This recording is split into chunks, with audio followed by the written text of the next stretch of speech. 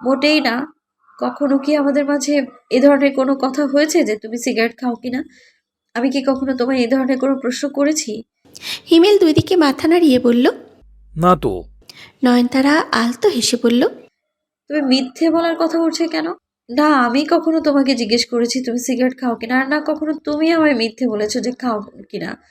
তবে তো এখানে মিথ্যে বলার কিছুই নেই। যে কথাটি কখনো আমাদের মাঝে ওঠেই নি সেটা নিয়ে মিথ্যে বলা হলো কি করে বলো? হিমেল এক হাতে মাথা চুলকে বলল। তার মানে আমি মিথ্যে বলিনি তোমায়? না, তুমি মিথ্যে বলোনি। আমি জানি তুমি আমায় মিথ্যে বলতেই পারো না। তবে হ্যাঁ, কথাটা লুকিয়েছো ঠিকই। তবে ঠিক আছে, ক্ষমা করে দিলাম।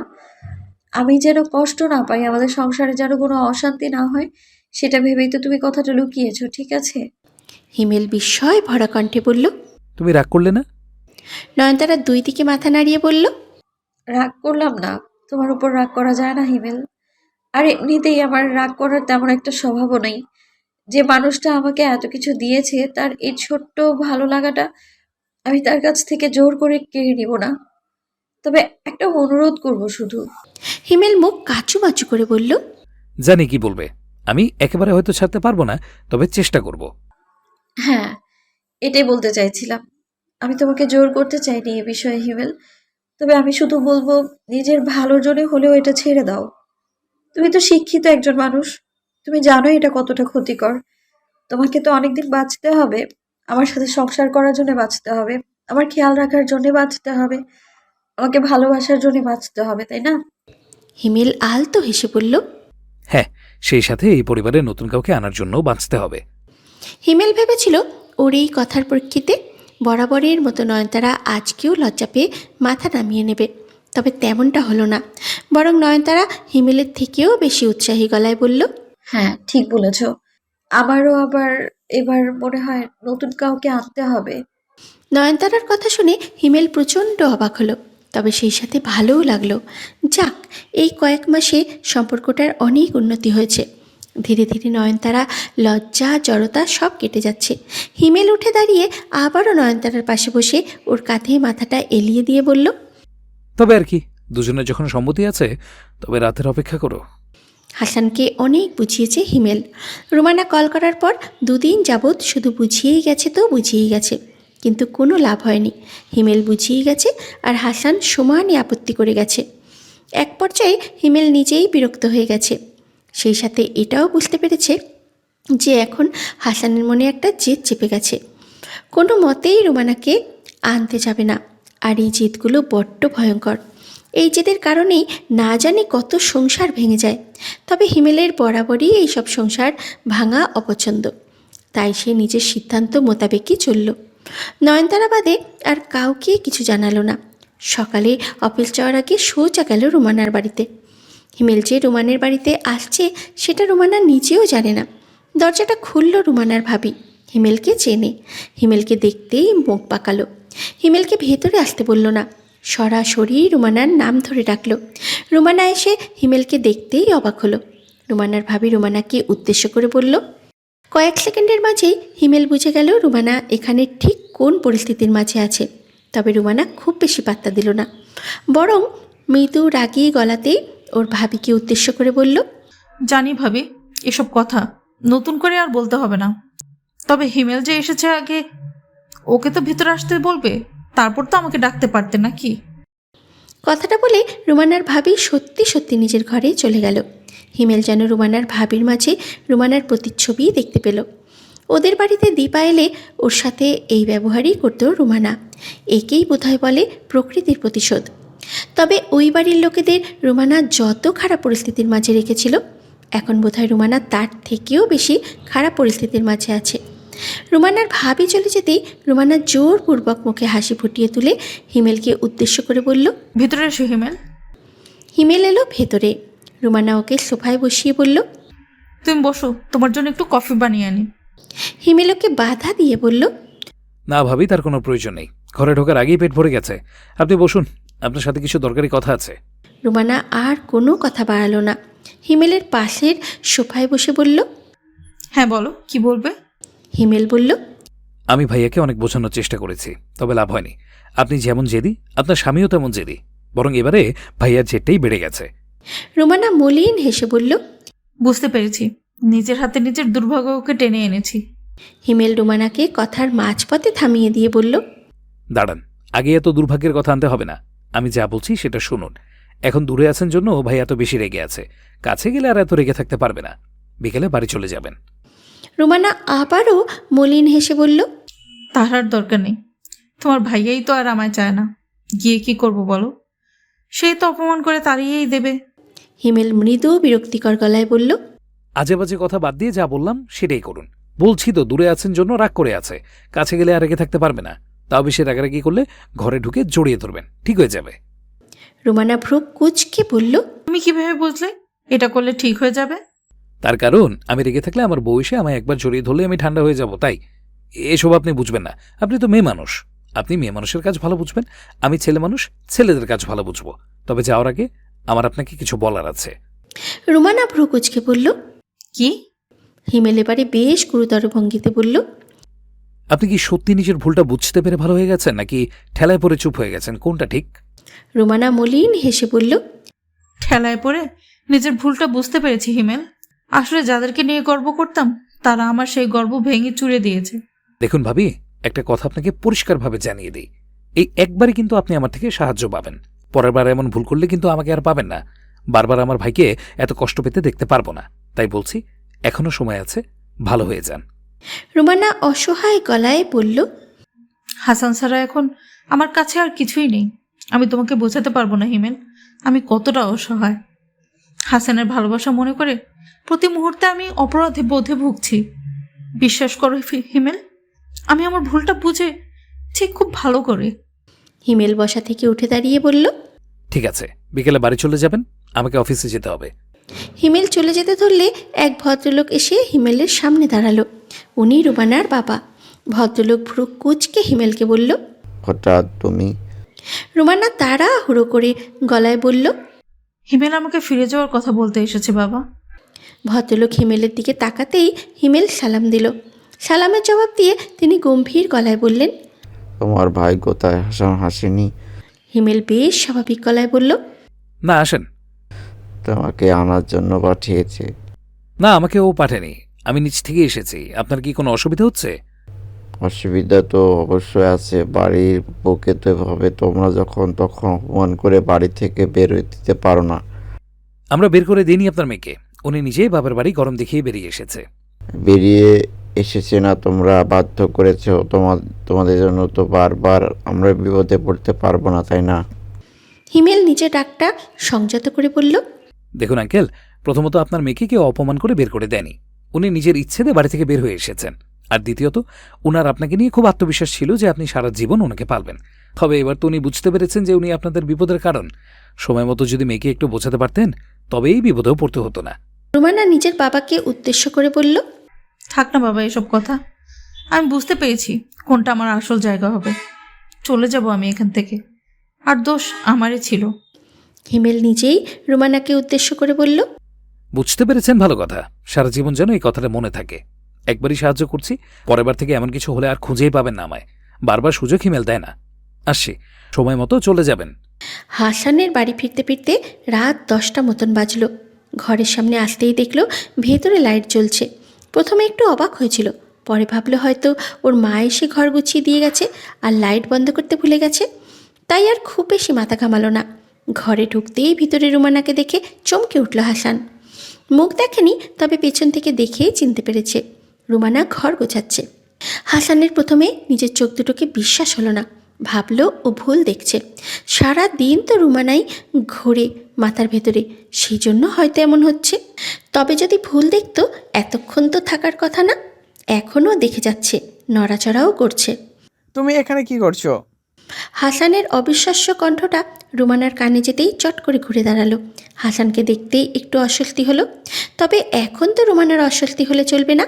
রুমানাকে তো দায়িত্ব নিয়ে সবটা ঠিক করতে হবে। রুমানা খেয়াল করলো অপ্রত্যাশিতভাবে ওর চোখ দুটো জলে ভিজে উঠেছে। দরজায় দাঁড়ানো হাসানকে উদ্দেশ্য করে অপরাধী গলায় বলল। ভুল হয়ে গেছে হাসান, ক্ষমা করে দাও।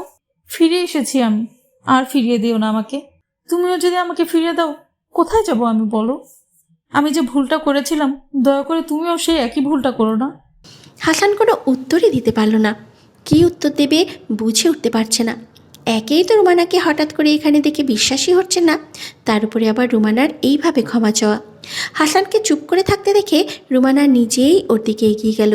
ছল ছল দৃষ্টিতে হাসানের দিকে তাকিয়ে ক্রন্দনরত গলাতে বলল, আমি বুঝতে পেরেছি হাসান, আমি ভুল করেছিলাম। আমি ভুল করেছিলাম তোমাকে ছেড়ে গিয়ে। আমি তো তোমাকে অপমান করে ভুল করেছি, তোমার ভালোবাসাকে ছোট করে ভুল করেছি, কিন্তু নিজের ভুলটা বুঝতেও পেরেছি। এবারে আমাকে ক্ষমা করে দাও। হাসান এবারও কোনো উত্তর দিল না। রুমানা এবারে হাসানকে জড়িয়ে ধরতে চাইল, তবে হাসান ছিটকে দূরে সরে গেল। রুমানার সাথে কোনো কথাই বলল না আর চলে গেল সেখান থেকে, হিমেলের নাম ধরে চেঁচাতে চেঁচাতে। রুমানা বুঝতে পারল হাসান এত সহজে মেনে নেবে না ওকে, কিংবা এমনও হতে পারে যে হয়তো রুমানা এত চেষ্টা করার পরও হাসান আর মেনেই নেবে না। মনে পড়ে গেল হিমেলের বলা কথাগুলো। বোধহয় সত্যি দেরি করে ফেলেছে রুমানা। এখন বোধহয় এই সংসারে আর রুমানার কোনো জায়গাই নেই। হাসানের কণ্ঠ হিমেলের কানে যেতেই ওর বুঝতে বাকি রইল না ওকে কেন ডাকছে। সেই সাথে নিজেকে খুব ভালোভাবে প্রস্তুত করলো হাসানের সামনে দাঁড়ানোর জন্য। ঘর থেকে বেরিয়ে এলো হিমেল, ওর পেছন পেছন নয়নতারাও এলো। এত চেঁচামেচির আওয়াজে ঘর থেকে মমতা বেগমও বেরিয়ে এলেন। হিমেলকে দেখতেই হাসান রাগান্বিত গলায় বলল, রোমানা আমার ঘরে কি করছে? হিমেল বেশ স্বাভাবিক গলায় বলল, ভাবি এসেছে তো ওই ঘরে যাবে না তো কোন ঘরে যাবে? একদম আজে বাজে কথা বলবে না হিমেল। তুই নিয়ে এসেছিস ওকে, তাই না? আমি আনিনি ভাবিকে, আমি কেন আনতে যাব? একদম মিথ্যা বলবি না।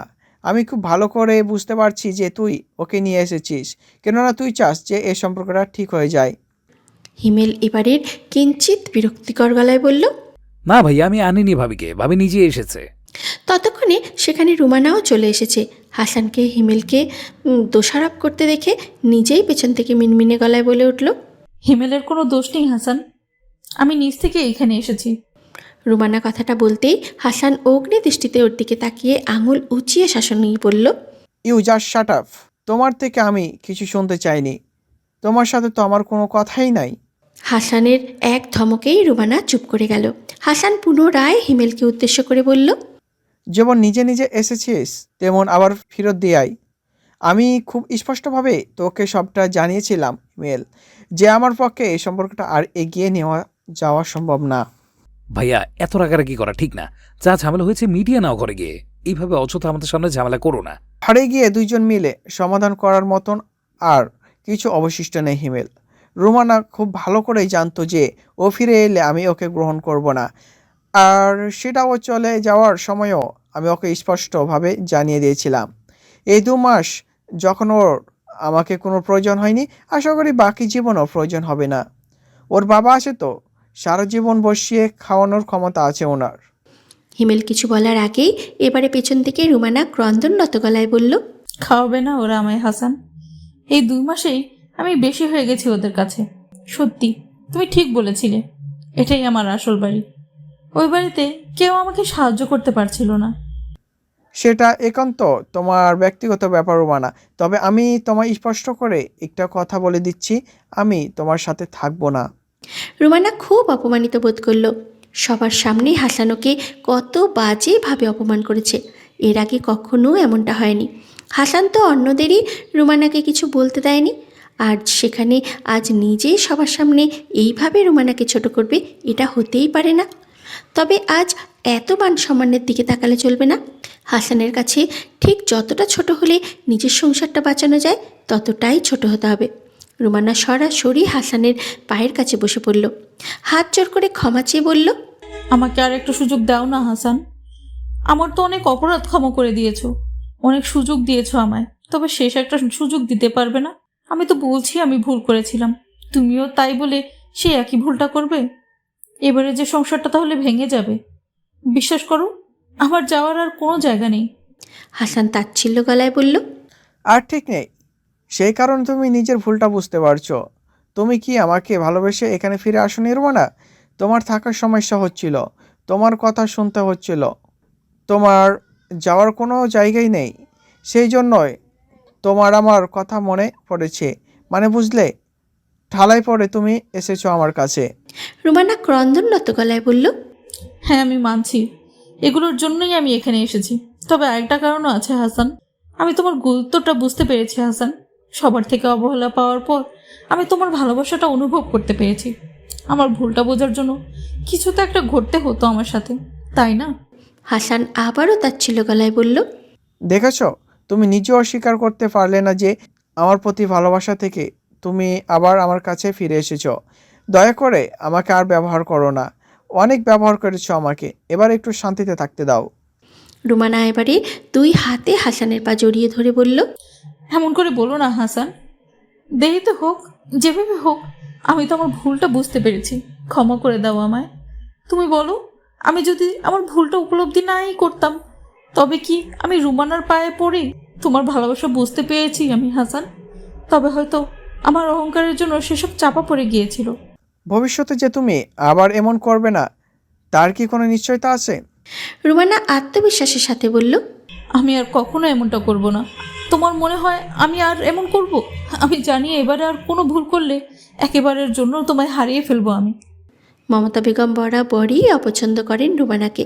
তবে আজ একটু খারাপই লাগছে রুমানার অবস্থাটা দেখে। মেয়ে মানুষ এমন অসহায়ই হয়। যদিও রুমানা এর জন্য দায়ী, তবে অনেক মেয়ে কোনো অপরাধ ছাড়াই এমন অসহায় হয়। তিনিও হয়তো অনেকবার নিজের অসহায়ত্বের কারণে এই সংসারে ঝামেলা হওয়ার পরও নিজের বাপের বাড়িতে গিয়ে উঠতে পারেননি। তার নিজের মেয়েরও তো এই একই অবস্থা। তিনিও তো তার মেয়েকে বারবার ঠেলে শ্বশুরবাড়িতে পাঠিয়েছেন। তিনি হয়তো জানতেন যে মেয়ে শ্বশুরবাড়িতে গিয়ে ভালো থাকবেন না, তবে বাপের বাড়িতেও যে ভালো থাকবে তেমনটা নয়। একটু হলেও রুমানার জন্য মায়া হলো। এগিয়ে গিয়ে হাসানকে উদ্দেশ্য করে বলল, হ্যাঁ রে বাবা, যা হয়েছে ভুলে যা। ও ক্ষমা চাইছে তো, মেয়েটা অসহায় দেখে বুঝতে পারছিস না? মমতা বেগমের কথায় তাল মিলিয়ে হিমেলও বলল, ভুলে যাও ভাইয়া। না তুমি ভাবিকে ছাড়া ভালো আছো, না ভাবি তোমাকে ছাড়া ভালো আছে। একটা সুযোগ দিয়ে দাও। আমি জানি এটা বলা খুবই সহজ, আমি হয়তো পারতাম না ক্ষমা করতে। তবে তুমি তো ভাবির এমন অনেক অপরাধী ক্ষমা করে দিয়েছো, তবে আজ শেষবারের মতন ক্ষমা করে দাও। হাসানের এখন নিজেরই কেমন কেমন যেন অস্থির লাগছে। খুব করে চাইছে রুমানাকে ক্ষমা করে দিতে, তবে পারছে না। কেন জানি বারবার শুধু একটা কথাই মনে পড়ছে, যে রুমানা ওকে ভালোবেসে ফিরে আসেনি, ঠেলায় পড়ে এসেছে। 2 দিন পর হয়তো আবার ছেড়ে চলে যাবে। সেই মানুষটাকে কি ক্ষমা করা যায়? হাসান নিজেই কেমন যেন অসহায় গলায় হিমেলকে উদ্দেশ্য করে বলল, তোরা পারছিস ক্ষমা করতে, আমি কেন পারছি না? আমি ওর কার্যকলাপগুলো ভুলতে পারছি না ইমেল। আমি ভুলতেই পারছি না যে ও কি অনায়াসে 2 মাস আমার সাথে কোনো প্রকার যোগাযোগ না করে থাকলো। রুমানা আবারও শব্দ করে কেঁদে উঠে বলল, ভুল করেছি হাসান। লজ্জায় যোগাযোগ করতে পারছিলাম না তোমার সাথে। কোন মুখে তোমাকে কল করতাম বলো? কিন্তু বিশ্বাস করো, আমি অপেক্ষায় ছিলাম তোমার। আমি ভেবেছিলাম তুমি আসবে আমাকে নিতে। হাসান এবারে একটু শব্দ করেই হেসে উঠে তাচ্ছিল্য গলায় বলল, সে আবার আমাকেই নিচু হতে হতো, তাই তো? আমি এত কিছু বুঝছ, আমার জন্য অপেক্ষা করেছো, অথচ একবার একটু এই সম্পর্কে নিচু হয়ে আমাকে একটা কল দিতে পারো না এতদিন? তুমি যদি চলে যাওয়ার পরের দিনে একটাবার কল করে আমায় বলতে যে ফিরিয়ে নিয়ে আসতে, আমি কি যেতাম না? তুমি কি দীর্ঘ 2 মাস জেদ ধরে বসেছিলে? পারবো না আমি নিজেকে বোঝাতে। তোমায় ক্ষমা করা আমার পক্ষে সম্ভব না। কথাটা বলে হাসান এবারে বাড়ি থেকেই বেরিয়ে গেল। পিছন থেকে হিমেল ডাকলো, মমতা বেগম ডাকলো, তবে কোনো সাড়া শব্দও পাওয়া গেল না। নয়নতারা এই পুরোটা সময় চুপ করেছিল। এমনিতেই রুমানা নিশ্চয়ই অনেক অপমানিত বোধ করেছে। এর মাঝে নয়নতারা কিছু বললে হয়তো আরও খারাপ লাগবে, তাই চুপ ছিল। তবে এইবারও নয়নতারা চিন্তিত গলায় হিমেলকে উদ্দেশ্য করে বলল, তুমি ভাইয়ার সাথে যাও, রাগের মাথায় কোথায় যায় কি করে বসে ঠিক নেই, যাও। হিমেল কোনো রকম কোনো সময় ব্যয় না করে দৌড় দিল। তবে বাইরে গিয়ে হাসানকে পেল না। বাইক নিয়ে বেরিয়ে পড়েছে ছেলেটা।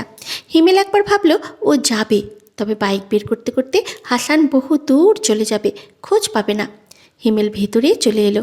হিমেলকে ভেতরে আসতে দেখে নয়নতারা বলল, চলে এলে কেন?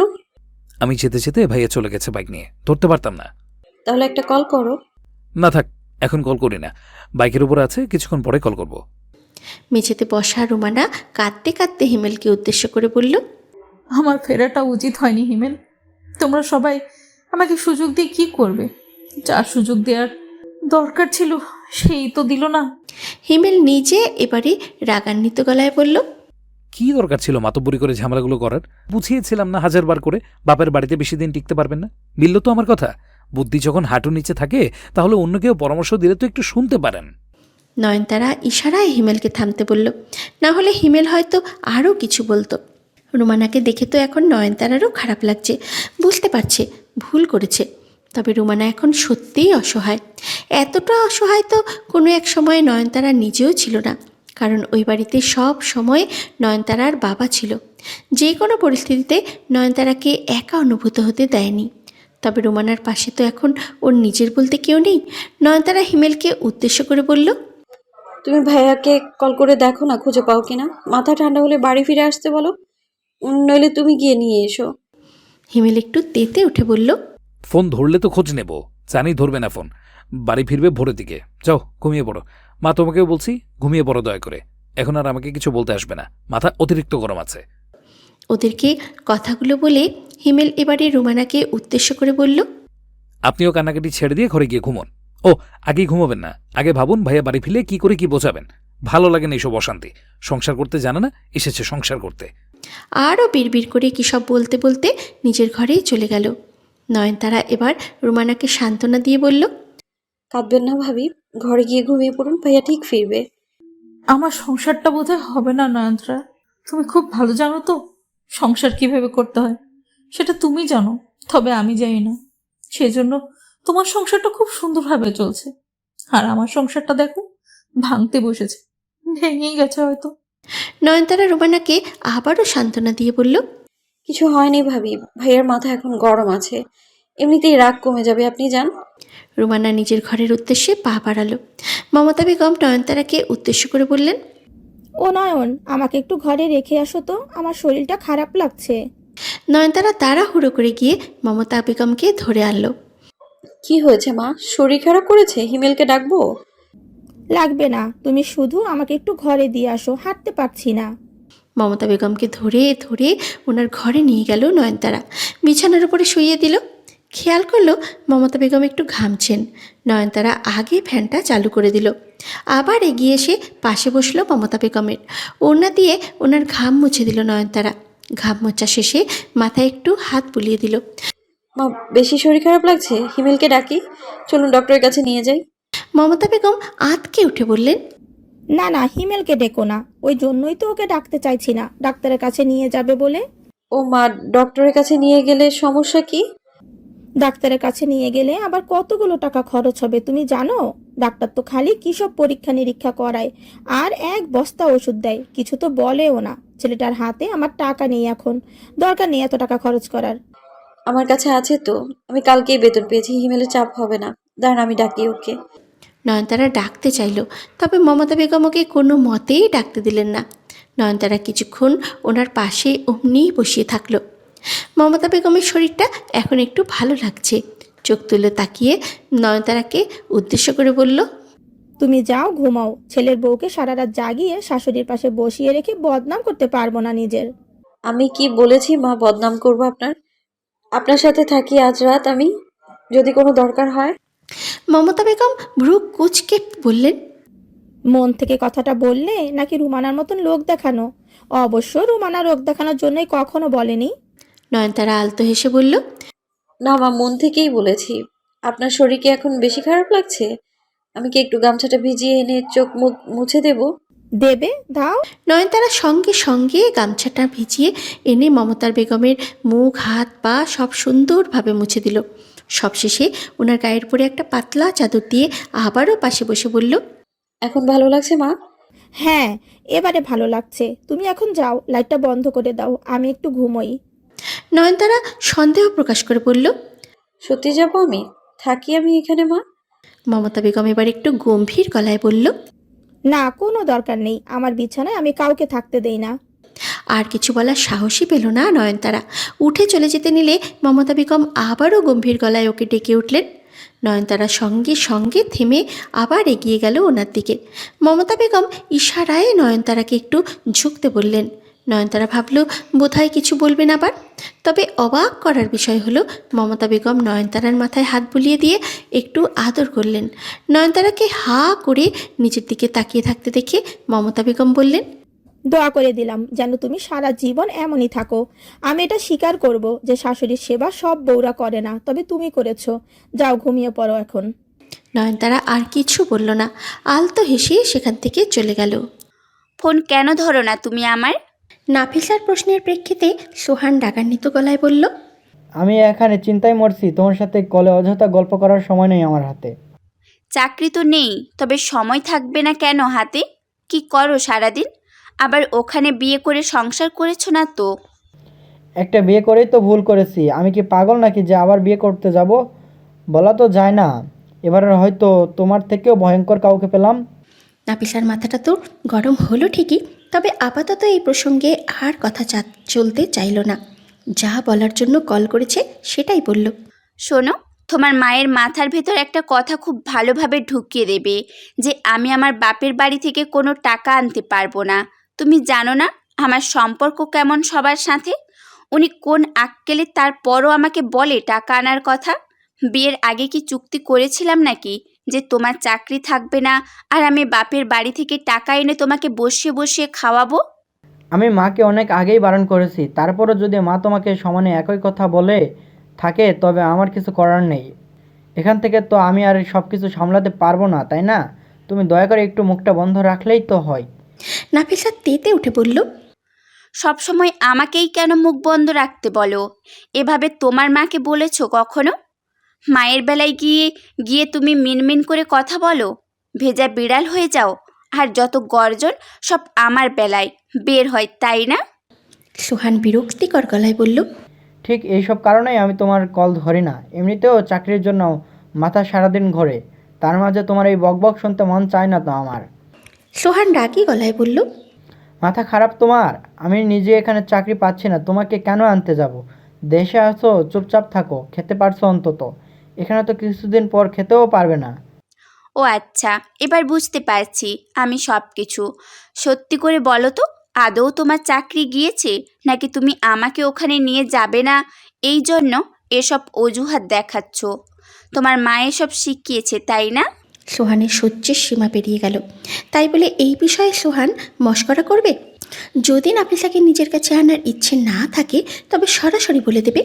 নাফিসার মতো বানিয়ে বানিয়ে মিথ্যে বলতে যাবে না সোহান। তবে সোহান এটা জানে এই মেয়েকে এখন বুঝিয়েও লাভ হবে না। রাগান্বিত গলায় বলল, এখানে তো কিছুদিন পর আমিও খেতে পারবো না, তোমার যেমন হয় তাই। তবে ভুলেও আর আমাকে কল করবে না। কল করব না মানে? 2 মাস হয়ে যাচ্ছে কোনো টাকা পাঠাও না আমায়। আমার কি হাত খরচ লাগে না? আমি চলবো কিভাবে? সোহান ফোনটা রেখে দিতে ধরেও রাখলো না, আবার ফোনটা কানে ধরে বলল, আসার সময় তোমার হাতে আমি টাকা দিয়ে আসিনি?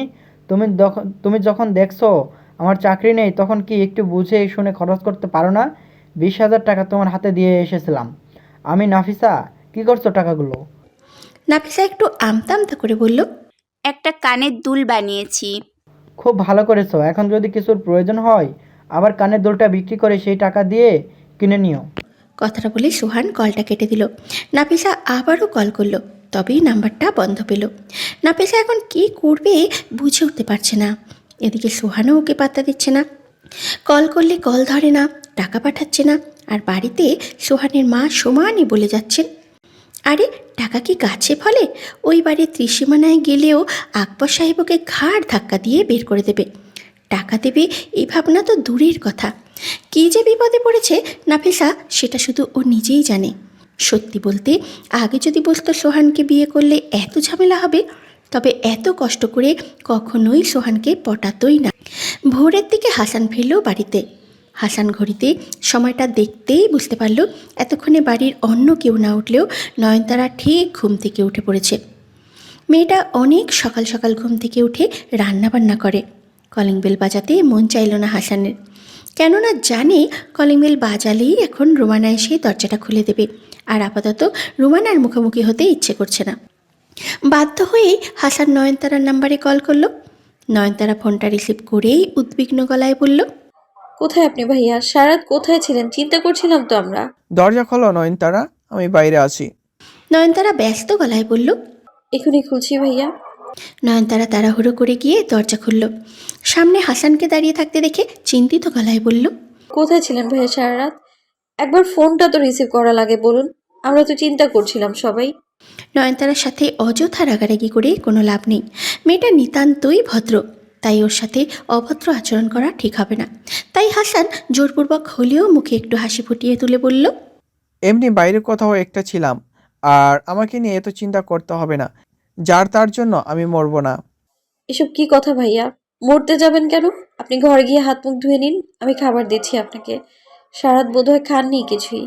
না, তার দরকার হবে না, তুমি যাও, কাজ করো, আমার খিদে নেই। নয়নতারা দরজার সামনে থেকে সরে দাঁড়াতেই হাসান ফিরে এলো। নিজের ঘরের দিকে পা বাড়াতে নিয়ে আবারও থেমে গেল।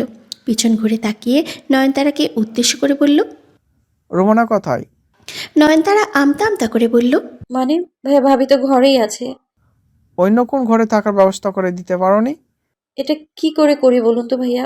এটা ভাবির বাড়ি, ভাবির সংসার, ভাবির ঘর। আমরা অন্য ঘরে থাকতে বলার কে? বেশ, তবে আমি বলছি। কথাটা বলেই হাসান চলে যেতে ধরলে নয়নতারা তাড়াহুড়ো করে হাসানকে একবার ডাকলো। থেমে গেল হাসান। পিছনে ঘুরে তাকাতেই নয়নতারা অনুনয়ের স্বরে বলল। দয়া করে অশান্তি করবেন না ভাইয়া। আমি জানি ভাবির ব্যবহারটা মোটেও ঠিক হয়নি, ভাবি অন্যায় করেছে। তবে একটা কথা কি জানেন ভাইয়া, মেয়েটা খুব অসহায় হয়। আমি জানি এই ক্ষেত্রে ভাবির ভুল ছিল, তাই ভাবি আপনি ভাবিকে গ্রহণ করতে চাইছেন না আপনি। আবার ওইদিকে অনেক মেয়ে আছে জানেন, যেখানে ওদের কোনো দোষ থাকে না, কিন্তু তারপরেও না স্বামীর বাড়িতে ওদের জায়গা হয়, আর না স্বামী তাড়িয়ে দেওয়ার পর বাপের বাড়িতে ওদের জায়গা হয়। আমি বুঝতে পারছি এই ক্ষেত্রে ভাবির ভুল ছিল, কিন্তু তবুও বলবো মিটিয়ে নিন সবটা, কারণ ভাবি নিজের ভুল বুঝতে পেরেছে। হাসান একটা দীর্ঘশ্বাস ফেলে বলল। আমি যে সবটা ভুলতে পারছি না নয়নদারা, আমার বারবার রোমানার করা কিছু অপমান মনে পড়ছে। বিশ্বাস করো, আমি ওকে খুব ভালোবেসেছি।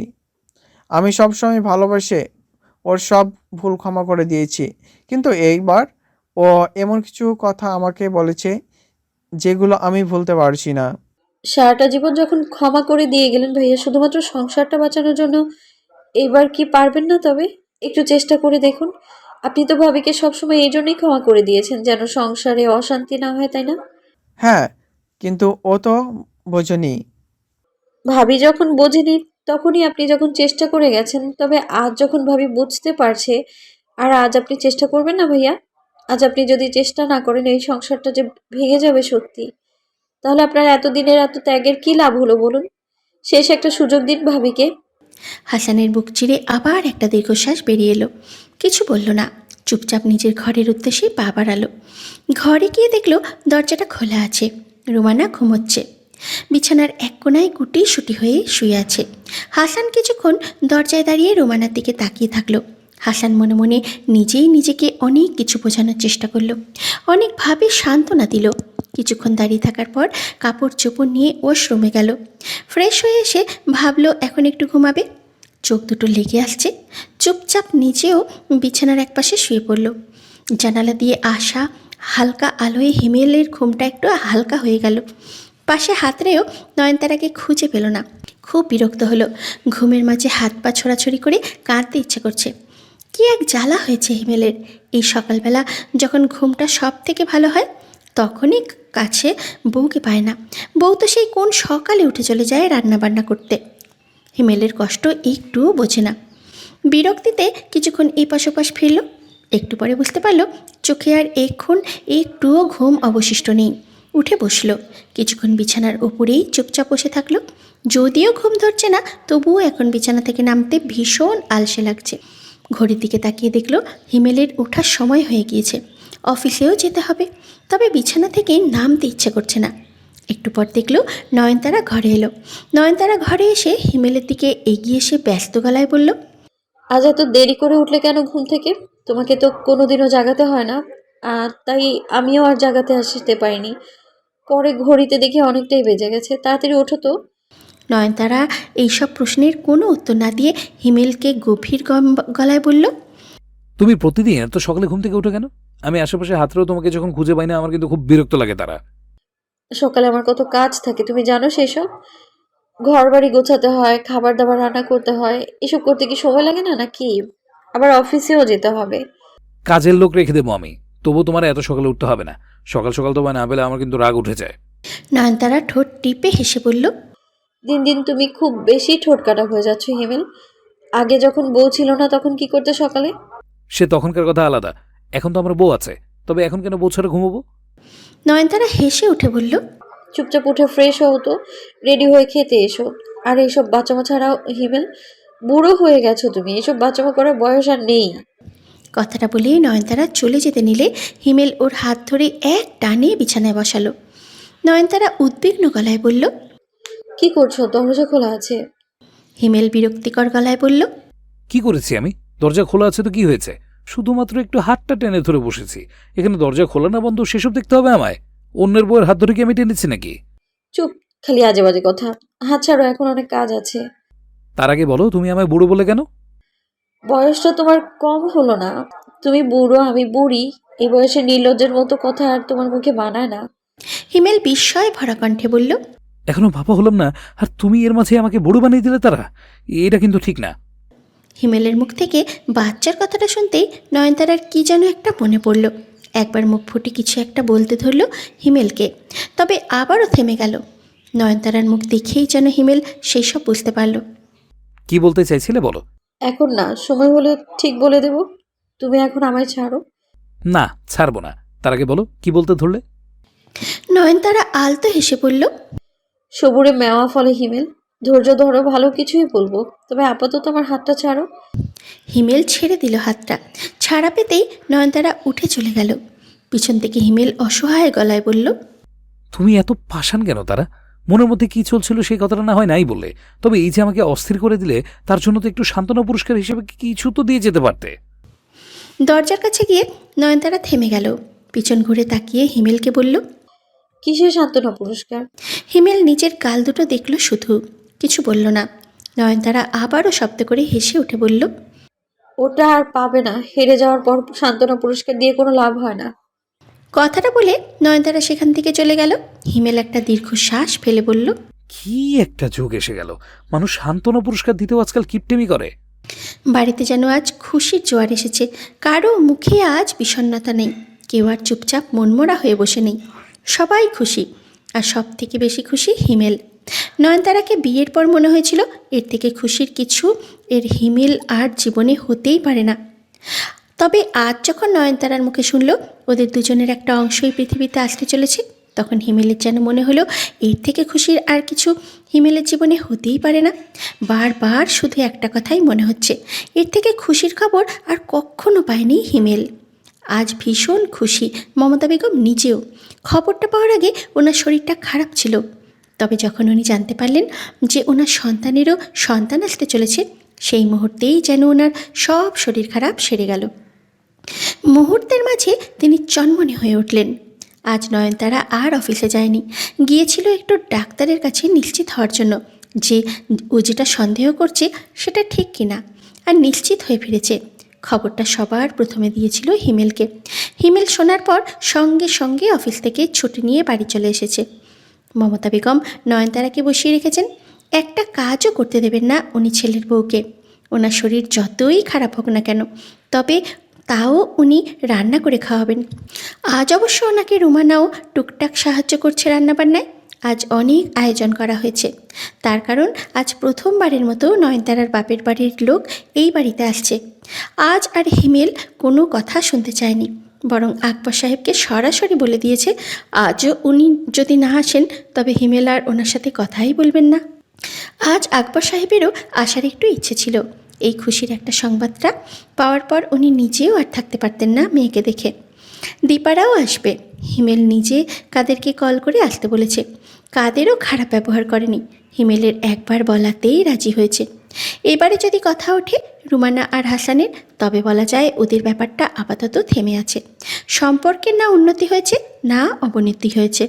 রিমানা মাঝে মাঝে নিজে থেকে এগিয়ে এসে টুকটাক কথা বলার চেষ্টা করেছে হাসানের সাথে, তবে হাসান যেন রুমানার কথা শুনেও শুনছে না, ওকে দেখেও দেখছে না। তবে আপাতত হাসান আর এই নিয়ে কোনো অশান্তি করতে চাইছে না। কেননা বাড়িতে একটা খুশির পরিবেশ বিদ্যমান। এর মাঝে হাসান চাইছে না ওদের জন্য আর কোনো রকম কোনো অশান্তি হোক। হাসানের সংসারে না হয় সুখ নাই থাকলো, তবে হাসান কোনো মতেই চায় না যেন ওর ভাইয়ের সংসারে সুখটাও হারিয়ে যায়। মমতা বেগমের রান্নাবান্না সব শেষের পথে। নয়নতারা এখন নিজের ঘরে আছে। আপাতত বলা যায় হিমেল বিরক্ত করছে নয়নতারাকে। 5 মিনিটও পার হতে দিচ্ছে না। এর মাঝেই আবার জিজ্ঞাসা করছে, কি খাবে তারা? শরীর খারাপ লাগছে? তুমি ঠিক আছো তো? তারা কোনো অসুবিধা হচ্ছে না তো? শরীর খারাপ লাগলে চলো ডাক্তারের কাছে যাই। ক্ষুধা লাগলে বলো, খাবার এনে দিই। তুমি কি খাবে বলো? তুমি যা খেতে চাইবে সেটাই এনে দেবো আমি। বিগত 2-3 ঘন্টা যাবৎ হিমেল এই একই কথা 5 মিনিট পর পর আওড়াচ্ছে, আর নয়নতারা সমানে না বলে যাচ্ছে। একেই তো নয়নতারা চুপচাপ বসে থাকার মেয়ে না। বাপের বাড়িতে থাকাকালীনও বাড়িতে থাকলে সব সময় কোনো না কোনো কাজে ব্যস্ত থাকতো। সেখানে মমতা বেগম চুপচাপ ওকে বিশ্রাম নিতে বলেছে। তার উপরে আবার কিছুক্ষণ পর পর হিমেলের একই প্রশ্ন। এক পর্যায়ে নয়নতারা মৃদু বিরক্তিকর গলায় বলল, তুমি প্লিজ থামবে হিমেল? আমার কিন্তু এখন অসহ্য লাগছে তোমাকে ঘুরিয়ে ফিরিয়ে একই প্রশ্ন করায়। হিমেলের হাসি হাসি মুখটা কিছুক্ষণের জন্য চুপসে গেল। একটু পর আবার উৎফুল্ল হয়ে বলল, কোনো ব্যাপার না তারা। আমি জানি প্রেগনেন্সির সময় মেয়েদের একটু মুড সুইং হয়। তুমি এখন যতই রাখো না কেন, যতই বিরক্ত হও না কেন, আমি কথা দিচ্ছি আমি একটুও মন খারাপ করব না। আমি তোমার সব রাগ চুপচাপ সহ্য করে নেব। নয়নতারা একটু অবাকই হলো হিমেলের কথায়। এমনটা না যে নয়নতারা এখন প্রেগনেন্ট, সেই জন্য হিমেল এই কথাটা বলল। বরাবরই নয়নতারা রেগে যাক কিংবা বিরক্ত হোক, হিমেল কখনোই ওর উপরে রাগ দেখায় না, বরং চুপচাপ নয়নতারা সবটুকু রাগ সহ্য করে নেয়। তবে এখন যেন হিমেলের কথা শুনে একটু বেশি অবাক হলো নয়নতারা। একটা মানুষ ঠিক কতটা খুশি হলে এইভাবে বলতে পারে? নয়নতারা বিস্ময় ভরা কণ্ঠে হিমেলকে উদ্দেশ্য করে বলল, তুমি এতটা খুশি বাচ্চার সংবাদ শুনে হিমেল? হিমেল তখন ঘরের মাঝে পায়চারি করছে। আসলে অস্থিরতা আর উত্তেজনা ঠিকভাবে দাঁড়িয়ে থাকতে পারছে না। অতিরিক্ত খুশি হলে যা হয়। নয়নতারার প্রশ্ন শুনে বিছানায় নয়নতারার পায়ের কাছে বসে পড়ল। হিমেলকে দেখে নয়নতারা বুঝতে পারছে হিমেল খুব অস্থির হয়ে আছে। অতিরিক্ত খুশির জন্য ঠিকমতো কথাও বলতে পারছে না। হিমেল উচ্ছ্বসিত গলায় বলল, আমি খুব খুশি তারা। হিমেলের এমন অবস্থা দেখে নয়নতারা একটু হেসে উঠে বলল, এত তাড়াতাড়ি পাগল হও না। কিছুদিন পর এমনিতেই রাতে বাচ্চার কান্না শব্দ শুনতে শুনতে ঘুমাতে না পেরে পাগল হয়ে যাবে। হব পাগল, কোনো সমস্যা নেই। জানো তারা, এই অনুভূতিটা না খুব অদ্ভুত। আগে কখনো এমন অনুভূতি হয়নি। নয়নতারা আবারও শব্দ করে হেসে উঠে বলল, এর আগে কি তোমার বউ প্রেগনেন্ট হয়েছিল যেমন অনুভূতি তোমার হবে? পাগল কোথাকার। হিমেল এবার নিজেই হেসে ফেলল। নিজের কাছেই নিজেকে কেমন একটা যেন বোকা বোকা লাগছে। তবে সেই সব ঠিক আছে। খুশির সংবাদ শুনে একটু বোকা বোকা কথা বলাই যায়। নিজেও হেসে ফের নয়নতারাকে উদ্দেশ্য করে বলল, জানো তারা, আমার ভাবতেই অবাক লাগছে যে আমাকেও কেউ বাবা বলে ডাকবে। জানো তো, সবাই শুধু ভাবে যে প্রত্যেকটা বাচ্চার কাছে বোধহয় মায়েরাই স্পেশাল, মাই বোধহয় তাদেরকে সব থেকে বেশি ভালোবাসে। তবে তেমনটা হয় না। বাবারাও প্রত্যেকটা সন্তানের কাছে খুবই স্পেশাল। ঠিক তেমনি প্রত্যেকটা সন্তান বাবাদের কাছেও ভীষণ আদরের হয়। জানি তো, আমি যেমন আমার বাবার কাছে বিশেষ, ঠিক তেমনি আমার বাবাও আমার কাছে বিশেষ। একদম ঠিক বলেছ। জানো, আমার বাবার কথা এখনো মনে পড়ে। তোমার শুনতে হয়তো হাস্যকর লাগবে, তবে কোনো ছোট বাচ্চাকেও যদি আমি নিজের বাবার সাথে দেখি, আমার খুব খারাপ লাগে। আর আমার বয়সী যদি কোনো ছেলেকে দেখি তার বাবার সাথে ঘুরছে, তখন আরও বেশি কষ্ট হয়। নয়নতারা খেয়াল করলো কথাটা বলতেই হিমেলের 2 চোখ কেমন যেন ছল ছল করে উঠল। কাঁদছো তুমি হিমেল? হিমেল তাড়াহুড়ো করে চোখ দুটো মুছে নিয়ে বলল, আরে না, এটা খুশির কান্না। আসলে আমার মনে হচ্ছে এবার থেকে আমাকেও কেউ সেইভাবেই ভালোবাসবে যেভাবে আমি আমার বাবাকে ভালোবাসি। আসলে কখনো বলা হয়ে ওঠেনি বাবাকে। তবে জানো তো তারা, আমি বাবাকে খুব ভালোবাসতাম।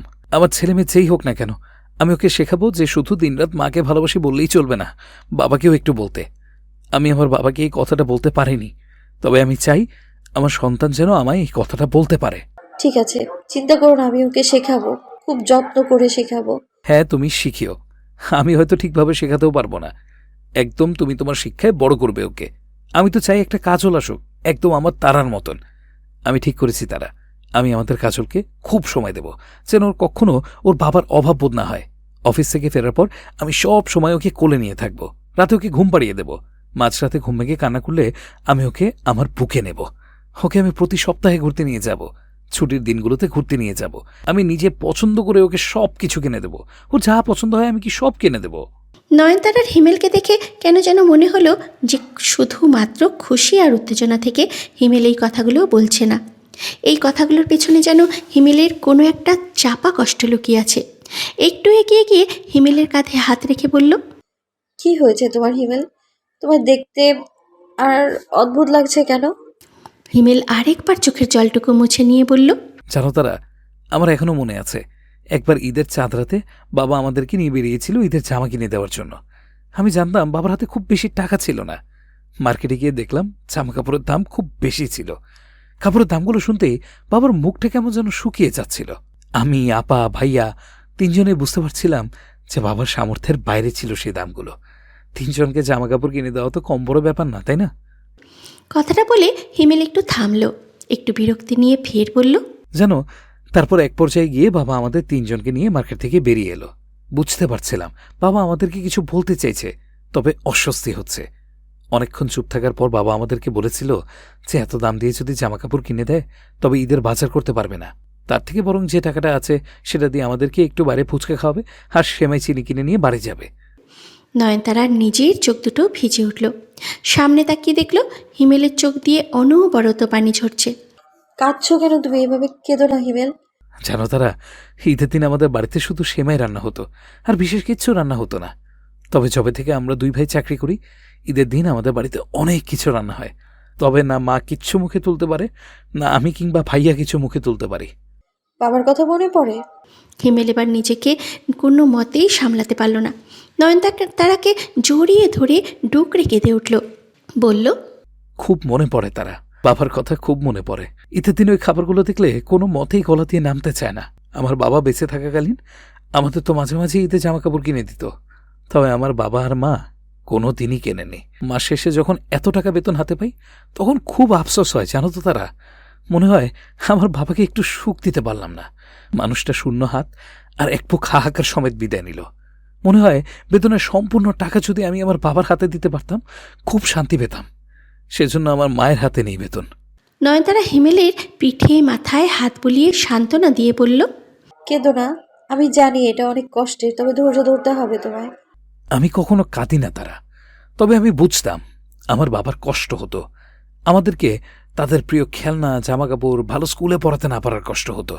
এই কষ্টটা আমি আমার বাবার মুখটা থেকে বুঝতাম। আমার আফসোস নেই এগুলো নিয়ে, তবে অপূর্ণতা তো অনেক আছে। কষ্টও হতো। আমি শুধু চাই আমার ছেলে হোক বা মেয়ে, সে যেন কখনো এই কষ্টটুকু না পায় তারা। আমি ওকে সব দেব। সন্তানের বাবার অসহায় মুখটা দেখতে যে ঠিক কতটা কষ্ট হয়, আমি চাই না সেই কষ্টটা আমার ছেলে বা মেয়ে কখনো পাক। নয়নতারা নিজের চোখের জল মুছে বলল, ইনশাআল্লাহ পাবে না। আমরা দুজন মিলে চেষ্টা করব, আমরা সব দেব ওকে। হিমেলদের বাড়ি থেকে ফিরতে আকবর সাহেবদের বেশ অনেকটাই রাত হলো। আজ নাফিস আর সুপ্তিও গিয়েছিল। এই প্রথম ওনারা 4 জনই নয়নতারার শ্বশুরবাড়িতে গিয়েছিল। হিমেল আজকে ফিরতে দিতে রাজি ছিল না, তবে আকবর সাহেব কিংবা বাকি কারোরই আর সেখানে রাতটুকু কাটাতে মন চায়নি। সারাদিন যেখানেই থাকুক না কেন, রাতটুকু নিজের বাড়িতে না কাটাতে পারলে ঠিক ভালো লাগে না। তাই ফিরে এসেছে। বাড়ি ফিরে ওদের বাড়ির সামনে যে মাচাটা ছিল তার উপরে কাউকে একটা বসে থাকতে দেখলো। একটা মেয়ে বসে আছে। দূর থেকে ওরা মেয়েটার কান্নার আওয়াজ শুনতে পেল। একটু কাছে এগিয়ে যেতেই বুঝতে পারলো ওটা নাফিসা। এত রাতে বাইরে বসে কাঁদছে কেন? সবার কপালে গাঢ় ভাঁজ সৃষ্টি হলো। সবারই কৌতূহল হলো জানার জন্য যে নাফিসার কী হয়েছে, তবে কেউ আর কিছু জিজ্ঞাসা করতে পারল না। নাফিসার সাথে আপাতত এখানে টুকটাক যা কথা বলার তা বলে একমাত্র সুপ্তি। যদিও আগের তুলনায় দুজনের কথাবার্তা অনেকটাই কমে গিয়েছে। সুপ্তি এগিয়ে গিয়ে জিজ্ঞাসা করলো, কি হয়েছে নাসিফা? কাঁদছো কেন? এভাবে বাইরে বসে এত রাতে? কারো কণ্ঠ কানে যেতেই নাফিসা মাথা তুলে তাকালো। সামনে দাঁড়িয়ে থাকতে দেখলো ওর বাবা, মা, ভাই আর ভাবিকে। ওদের দেখতেই নাফিসার কান্না আরও বাড়ল। সুপ্তি আবারও জিজ্ঞাসা করলো, কি হলো? কাঁদছো কেন এত রাতে? বাইরে কি করছো? নাফিসা ক্রন্দনরত গলায় বলল, বাইরে ভালো ছিল, বাড়িতে যাব না। গেলেই সোহানের মায়ের চেঁচামেচি শুরু হয়ে যাবে। ওই মহিলা একটুও শান্তিতে থাকতে দেয় না আমাকে। কেন, কি হয়েছে? আর সুহান কিছু বলে না ওর মাকে? ও কি বলবে? ওর মা তো ওকে নিজের আঁচলের সাথে বেঁধে রেখেছে। সুপ্তি গম্ভীর গলায় বলল। ঝামেলাটা এখন লেগেছে কি? সোহানের চাকরি চলে গেছে। ওর মা সমানে আমাকে চাপ দিচ্ছে যেন আমি আমার বাপের বাড়ি থেকে টাকা এনে মাসে মাসে সোহানকে পাঠাই, যতদিন না ওর চাকরি পাচ্ছে। ওর থাকতে সমস্যা হচ্ছে ওখানে। কেন, ওর বাবা পাঠাতে পারে না? পাঠাবেন না উনি, আমাকেই নাকি ব্যবস্থা করতে হবে, না হলে নাকি আমাকে বাড়ি থেকে বের করে দেবে। আর সোহান কিছুই বলে না? ও কি বলবো, ও তো নিজেও আমাকে বাড়ি থেকে বের করে দিতে চায়। ঠকিয়েছে ও আমায়, ভালোবাসার নাটক করে বিয়ে করেছে, আর বিয়ের 1 বছর হতে না হতেই বেশি হয়ে গেছি আমি ওর কাছে। সবটাই শুনলেন আকবর সাহেব। নাফিসা আর চোখে বেশ কয়েকবার ওনার দিকে তাকালেন। নাফিসা ভেবেছিল আজকে অন্তত মেয়ের অসহায়ত্ব দেখে আকবর সাহেবের মনটা হয়তো একটু গলবে, হয়তো একটু কাছে এসে মাথায় হাত বুলিয়ে সান্ত্বনা দেবে, কিংবা শ্বশুরবাড়িতে গিয়ে সবাইকে কিছু কথা বলে অন্তত বলে আসবে। তবে নাফিসার যে সমস্ত আশা মিথ্যে করে দিয়ে আকবর সাহেব চুপচাপ ওকে পাশ কাটিয়ে ঘরে চলে গেলেন। ওনার পিছে পিছে মারুফাও চলে গেল। বিস্ময়ে নাফিসার মুখ হা হয়ে গেল। বাবা না হয় চলে যেতে পারল, তাই বলে ওর মাও চলে গেল এইভাবে? কারোর কি তবে নাফিসার জন্য বিন্দুমাত্র কোনো চিন্তা হলো না? নাফিসার কান্না আরও বাড়ল। সামনে দাঁড়ানো নাফিস আর সুপ্তিকে উদ্দেশ্য করে বলল, তোমরা আবার দাঁড়িয়ে আছো কেন? যাও, তোমরাও চলে যাও। নাফিস বিরক্তিতে নাকমুখ কুঁচকে বলল, যাব না আমি। ঘরে গেলে আবার ওর মায়ের চেঁচামেচি শুরু হবে। তুমি দেখো ভাইয়া, এই মহিলা কোনো দিন না আবার আমার কিডনি বেচে ছেলেকে টাকা পাঠায়। সুপ্তি একটু শব্দ করে হেসে উঠল। ওকে হেসে উঠতে দেখে নাফিসার রাগ যেন আরও বাড়ল। তেতে উঠে বলল, হাসবেই তো এখন তুমি, তোমাদের তো সুখের দিন, সুখের সংসার, যত জ্বালা হয়েছে আমার। সুপ্তি ব্যঙ্গাত্মক গলায় বলে উঠল। সে তো হওয়ারই ছিল। নাফিসা চোখ রাঙিয়ে বলল, শোনো ভাবি, এত ভালো মানুষের নাটক করতে এসো না আমার সাথে। সোহানের সাথে আমার সম্পর্ক থাকাকালীন পুরো বিষয়টা তুমি খুব ভালোভাবেই জানতে, আর আমাকে সাহায্য কেবলমাত্র তুমিই করেছিলে। তাই বলছি, আমার সাথে ভালো মানুষের নাটকটা করতে এসো না। নাফিসার মুখ থেকে কথাটা শুনতেই নাফিস ভ্রু কুঁচকে সুপ্তির দিকে তাকিয়ে প্রশ্নাত্মক গলায় জিজ্ঞাসা করল, সত্যি তুমি জানতে এই বিষয়গুলো? সত্যি কি নাফিসার সাথে সোহানের সম্পর্কে তুমি ওকে সাহায্য করেছিলে? তুমি সবটা জানতে? সুপ্তি আমতা আমতা করে বলল। হ্যাঁ, মানে নাফিসা আমাকে বলেছিল সবটা। সুপ্তি আরও কিছু বলতো, তবে তার আগেই নাফিসা আবারও বলে উঠল, আমি তোমাকে জানাইনি, তুমি নিজেই খুব ভালোভাবে সেটা জেনেছিলে। তুমি যে কেমন মেয়ে সেটা আমি খুব ভালো করেই জানি। নয়নকে তো তুমি সহ্যই করতে পারতে না, এখন খুব প্রিয় হয়ে গেছে তাই না? তুমি যে কতটা লোভী আর স্বার্থপর সেটা কি আমি জানি না নাকি? সুপ্তি এবার নিজেও পাল্টা রাগী গলায় নাফিসাকে উদ্দেশ্য করে বলল, শোনো নাফিসা, একদম পুরো দোষ আমার ঘাড়ে চাপাতে আসবে না। তুমি কি ছোট বাচ্চা নাকি যে তোমাকে যা বলবো তুমি তাই করবে? আমি কি তোমাদের বলেছিলাম সোহানের সাথে সম্পর্ক করতে? বলো না, ঠিকই, তবে সোহানের সাথে কথা বলতে, আমায় সাহায্য করতে বিভিন্নভাবে তুমি সাহায্য করেছো, কিন্তু সেটা ভুলে যেও না। সুপ্তির মনে হলো এখানে আর কিছু না বলাই ভালো, কেননা এখানে আর কথা তুললেই নাফিসা আরও অনেক কিছু বলতে পারে, যার ফলে পরে নাফিস আবার রেগে যেতে পারে। নাফিস, চলো এখান থেকে। এই মেয়ের সাথে কথা বলা আসাটাই ভুল। দেখেছো না ব্যবহার কি ধরন? এই জন্যই তো শ্বশুরবাড়ি সারাদিন ঝগড়া লেগে থাকে। এই মেয়ের সংসার হবে কি করে? নাফিস গম্ভীর গলায় সুপ্তিকে বলল। ভেতরে যাও তুমি। সুপ্তি আরও কিছু বলতো, তার আগেই নাফিস অগ্নি দৃষ্টিতে ওর দিকে তাকাতেই থেমে গেল সুপ্তি। বাধ্য হয়ে চলে গেল সেখান থেকে। সুপ্তি চলে যেতেই নাফিস প্রশ্নাত্মক গলায় নাফিসাকে উদ্দেশ্য করে বলল, হঠাৎ করে সোহানের বদলে যাওয়ার কারণ কি? নাফিসা কোনো উত্তর দিল না, চুপচাপ বসে থাকলো। কিছুক্ষণ অপেক্ষা করার পর নাফিস ফের বলে উঠল, আমি কিছু জিজ্ঞেস করছি নাফিসা, তোকে উত্তর দে। নাফিসা আমতা আমতা করে বলল, নয়নের কাছে ক্ষমা চাইতে গিয়েছিল সোহান, কিন্তু নয়ন ক্ষমা করেনি। শেষে বলেছে যদি আমি আর ওর একসাথে গিয়ে ক্ষমা চাই তাহলে ক্ষমা করে দেবে, কিন্তু আমি তাতে রাজি হইনি, সেই জন্য রেগে আছে। সোহান ভাবছে নয়নের দেওয়া অভিশাপের জন্য ওর এই পরিণতি।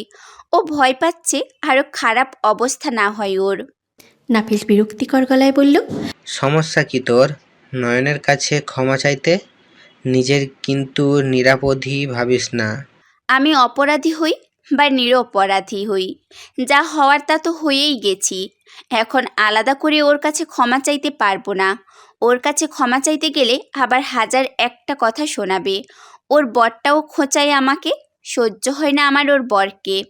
তোর সমস্যা কি আমায় বলতো? না তোর অন্যের সংসার সহ্য হয়, না তুই নিজে সংসার করতে পারিস? তুই আসলে চাসটা কি? নাফিসা ঝাঁঝালো গলায় বলল, শোনো ভাইয়া, যদি তোমার সাহায্য করার হয় তবে করো, না হলে চলে যাও। তবে এসব জ্ঞান দিও না। আজ তোমাদের সবার কাছে নয়ন খুব প্রিয় হয়ে গিয়েছে, তাই না? ও টাকা দিচ্ছে বলে।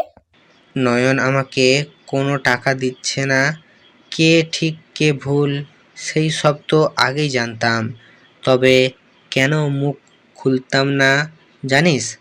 কারণ কথা বললেই তখন সবাই আমাকে একটা কথা বলেই খোঁচা দিত। আমি নিজে বাবার টাকায় বসে বসেই খাই, আমার মুখে কেন এত কথা থাকবে?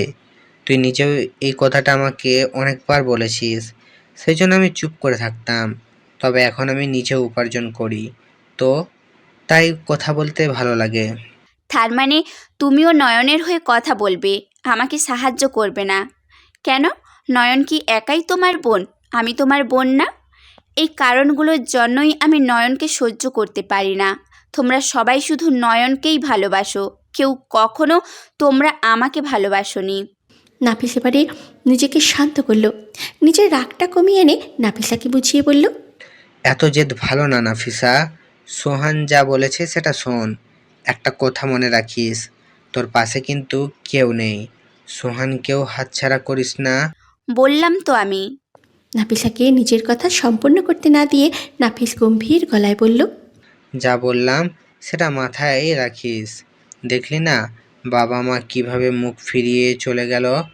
তুই এমন কিছু অপরাধ করেছিস যার জন্য আমাদের সবার মন থেকে একদম উঠে গেছিস।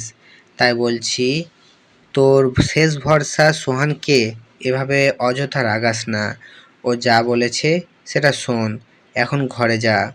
তুমি যাও, আমার সময় হলে আমি ঠিক চলে যাব। ঘরে যেতে বলেছি আমি তোকে, এক্ষুনি ঘরে যাবি তুই। নাফিসা আর কিছুই বলল না। গটগট করে হেঁটে চলে গেল নিজের শ্বশুরবাড়িতে। নাফিসও আর সেখানে দাঁড়ালো না, নিজের ঘরে চলে গেল।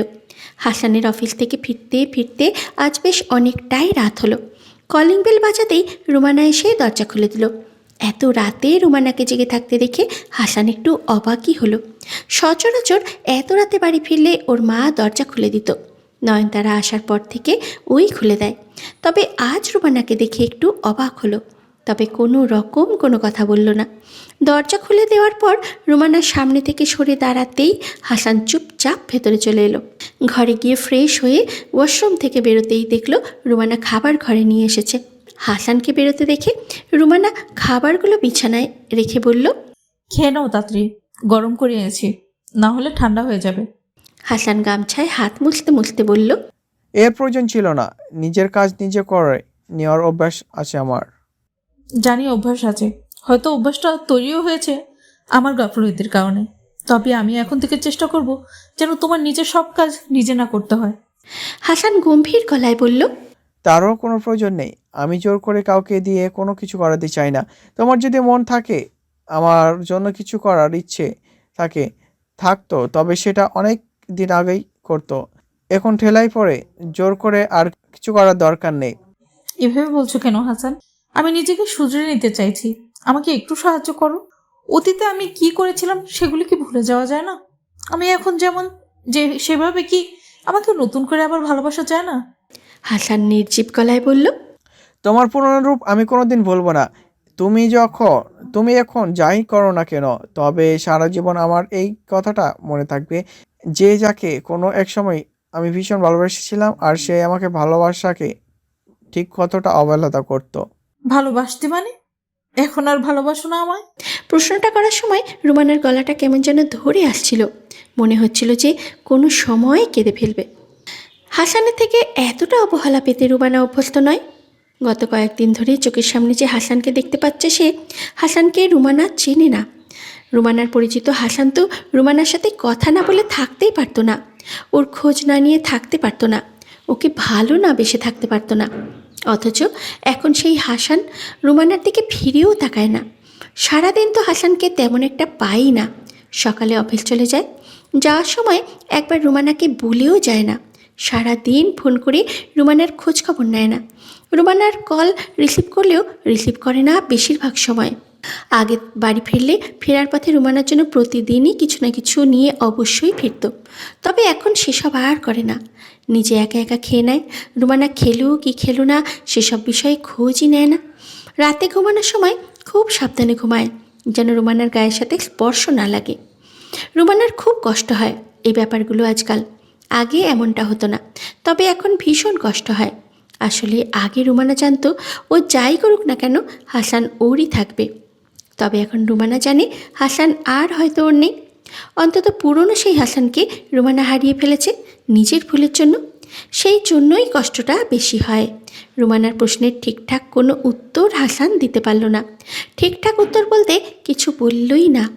প্লেটে খাবার বেড়ে নিয়ে চুপচাপ খেয়ে নিল। একবার রুমানাকে জিজ্ঞাসাও করলো না ও খেয়েছে কিনা। রুমানাও আর নিজে থেকে জানাতে পারল না যে ও হাসানের জন্য না খেয়ে বসেছিল। রুমানা তো দুটো প্লেটই নিয়ে এসেছিল, তবে হাসান শুধু চুপচাপ নিজের প্লেটে ভাত তরকারি বেড়ে নিয়ে খেয়ে নিল। একবার জিজ্ঞাসাও করলো না রুমানাকে যে অন্য প্লেটটা কেন এনেছিল। হয়তো হাসান নিজেও বুঝলো কেন এনেছিল, তবে তাও কিছু বলল না। চুপচাপ খাবারগুলো খেয়ে বিছানায় গিয়ে শুয়ে পড়ল। ঘুমানোর আগে রুমানাকে বলল,